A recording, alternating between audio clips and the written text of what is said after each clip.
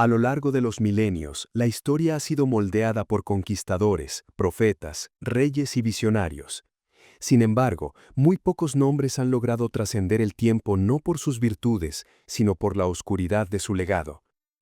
Hubo una mujer en la antigüedad cuyo nombre dejó de ser una simple identificación para convertirse en un sustantivo universal, un sinónimo absoluto de corrupción, de sed de poder inagotable y de manipulación política y espiritual.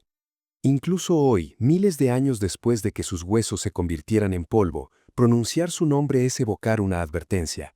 En las asambleas de fe, en los estudios teológicos y en la cultura popular, su figura sigue siendo el arquetipo de la tiranía y la seducción hacia el abismo.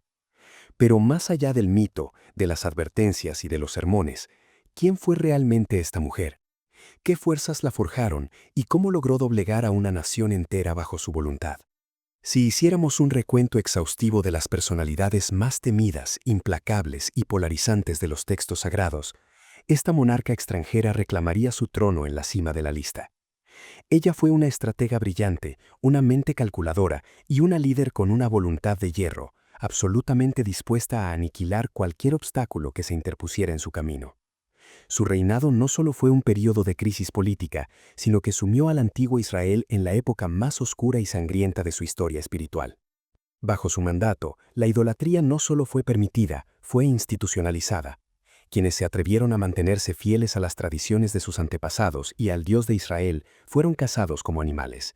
Su crueldad alcanzó la infamia a través de actos de tiranía pura, como el trágico destino de Nabot, un ciudadano común y corriente cuya vida le fue arrebatada mediante un complot judicial simplemente porque el rey codiciaba su pequeño viñedo.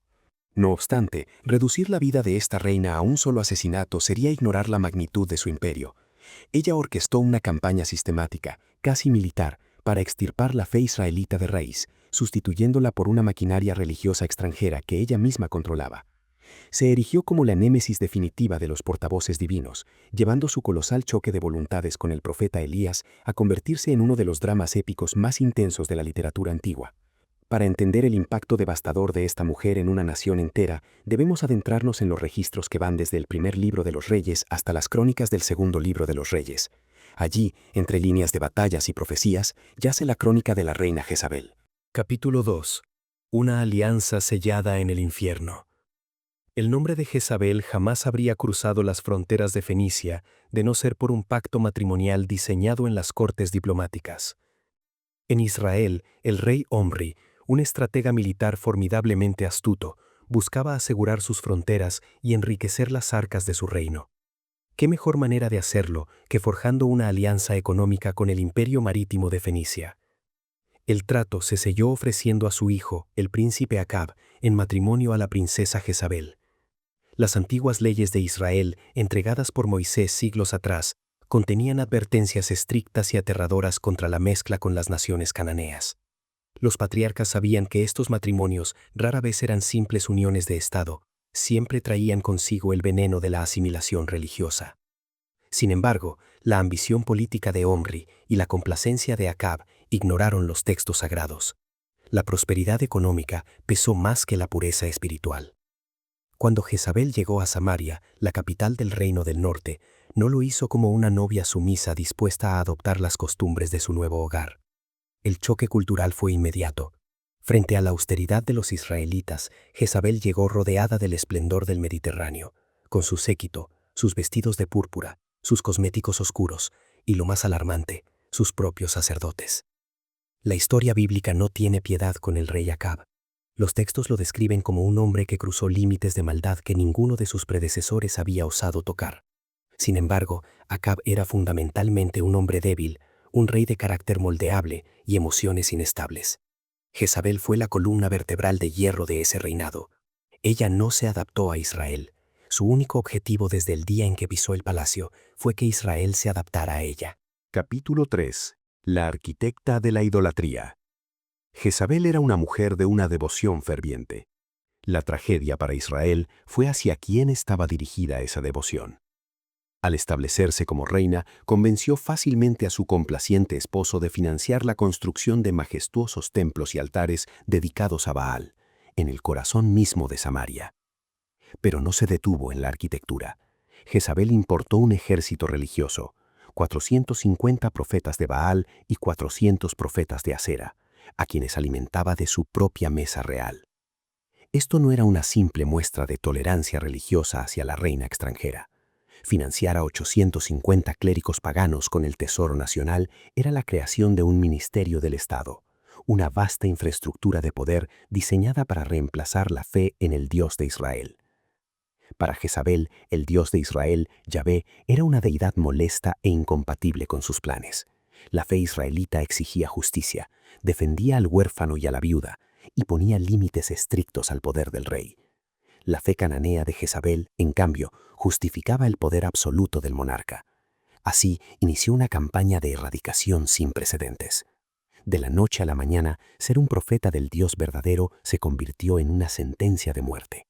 Los escuadrones de Jezabel recorrieron la nación, derribando los antiguos altares y ejecutando a los hombres santos a filo de espada. El terror se apoderó de Israel. Los pocos profetas que sobrevivieron, temblando en las sombras, tuvieron que ser escondidos en cuevas y alimentados a escondidas con pan y agua por hombres piadosos que arriesgaban sus vidas dentro de la propia corte real. Israel estaba siendo decapitado espiritualmente. Y en medio de esa oscuridad opresiva, cuando parecía que la reina extranjera había ganado, del árido desierto surgió su mayor pesadilla. Capítulo 4. La furia del desierto contra el trono. Su nombre era Elías. Era todo lo que Jezabel despreciaba. Un hombre tosco, vestido con pieles, sin modales de palacio, sin riquezas, sin un ejército detrás de él. Sin embargo, Elías poseía un arma que Jezabel no podía comprar ni destruir, una convicción absoluta e inquebrantable en el Dios de sus antepasados. El choque entre Elías y Jezabel no fue solo personal, fue cósmico. Elías irrumpió en la corte para declarar una sequía devastadora sobre la tierra.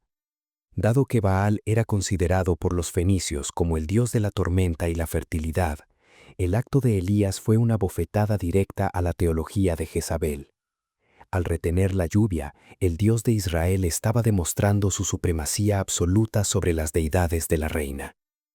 Años después, la tensión acumulada detonó en la cumbre del Monte Carmelo. Allí, Elías lanzó el desafío definitivo. Los profetas de Baal de un lado y él, solo, del otro. La prueba era simple: 2 altares, 2 sacrificios. El Dios que respondiera con fuego del cielo probaría ser el verdadero Señor. La historia relata cómo los sacerdotes de Jezabel danzaron, gritaron y se mutilaron con cuchillos durante horas. Pero el cielo permaneció en silencio, mudo ante su agonía. Cuando llegó el turno de Elías, una simple y poderosa oración bastó. Un fuego abrasador descendió de las alturas, consumiendo no solo el sacrificio, sino el altar mismo y el agua que lo rodeaba. La nación, aterrorizada y asombrada, cayó de rodillas aclamando al Dios de Israel. Ese mismo día, los cientos de profetas de la reina fueron ejecutados. Cualquier otro monarca, ante una demostración de poder divino tan abrumadora, se habría doblegado. Habría vestido ropas de luto y rogado por misericordia. Pero Jezabel no era cualquier monarca. Cuando Acab le contó temblando lo que había sucedido, ella no sintió miedo, sintió una furia asesina. Inmediatamente despachó un mensajero a Elías con un juramento de sangre: que los dioses me castiguen sin piedad si mañana a esta hora no te he quitado la vida, tal como tú se la quitaste a ellos. La audacia y la pura maldad de esta amenaza fueron tan impactantes que Elías, el hombre que no temió enfrentarse a todo un ejército de sacerdotes ni pedir fuego del cielo, huyó al desierto, abrumado por el terror. El mensaje de la reina era claro. Para ella la verdad no importaba. Lo único que importaba era el control, y ella no cedería su control ante nadie, divino o mortal. Capítulo 5. La sangre en el viñedo. El caso Nabot. Si el Monte Carmelo demostró la guerra religiosa de Jezabel, el oscuro episodio de la viña de Nabot expuso su podredumbre moral y su uso tiránico de la maquinaria judicial. Junto a la residencia de verano del rey en Jezreel, existía un hermoso viñedo propiedad de un hombre llamado Nabot. El rey Acab, caprichoso y mimado, deseaba ese terreno para convertirlo en su jardín de hortalizas. Le ofreció a Nabot dinero o un viñedo mejor. Sin embargo, Nabot se negó. No por rebeldía, sino por fe. En la ley de Israel, la tierra era una herencia sagrada dada por Dios a cada familia. Venderla era traicionar a sus antepasados. Acab reaccionó como un niño al que se le niega un juguete. Se fue a su cama, volvió el rostro hacia la pared y se negó a comer. Cuando Jezabel lo encontró en este estado patético, su desprecio debió haber sido palpable. ¿No eres tú el rey de Israel?, le increpó ella. Era la incomprensión de una tirana. En Sidón, si el rey quería algo, lo tomaba y punto. Ella le ordenó a su esposo que se levantara y comiera. Yo te daré la viña, le prometió. Lo que Jezabel orquestó a continuación fue una obra maestra de la corrupción institucional. Escribió cartas en nombre del rey, sellándolas con su anillo real, y las envió a los líderes y nobles de la ciudad de Nabot.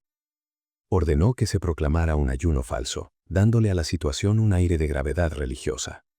Puso a Nabot en un lugar de honor, y contrató a 2 testigos falsos, hombres perversos, para que se levantaran y juraran públicamente que habían escuchado a Nabot maldecir a Dios y al rey. El plan funcionó a la perfección. La turba, incitada por las falsas acusaciones, arrastró a un hombre inocente a las afueras de la ciudad y lo lapidó hasta la muerte. Su sangre tiñó la tierra que él había intentado proteger.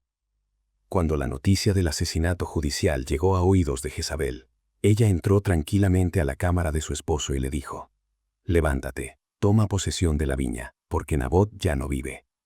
No hubo remordimiento, no hubo culpa. Solo la fría y calculadora satisfacción de haber utilizado el sistema de justicia legal para encubrir un asesinato a sangre fría. Pero este acto de pura tiranía colmó la paciencia divina. Elías fue enviado de nuevo, esta vez con una sentencia de muerte. El profeta se paró en el viñedo robado y le anunció a Acab el fin de su dinastía. Y para Jezabel, reservó la profecía más macabra. Los perros se comerán a Jezabel junto al muro de Jezreel.